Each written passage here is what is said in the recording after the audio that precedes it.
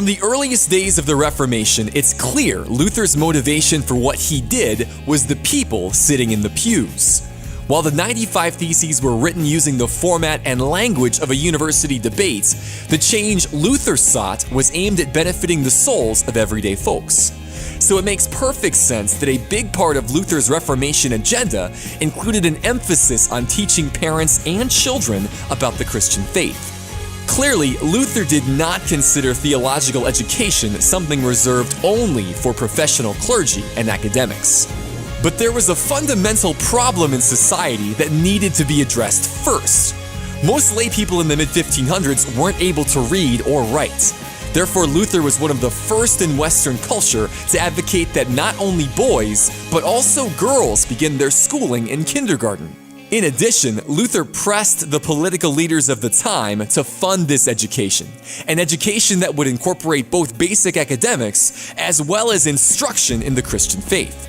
He also wrote several pamphlets and treatises about why parents should keep their children in school, an uncommon practice at that time.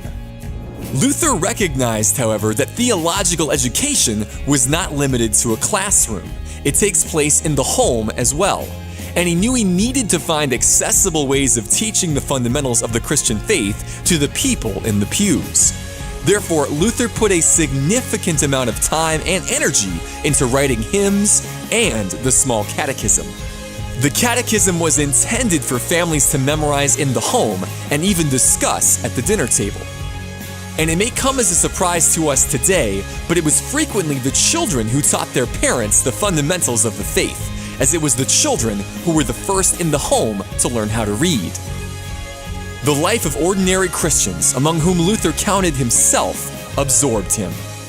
And so it was that Luther was determined that God's unaltered word was available for every Christian soul when they needed it most.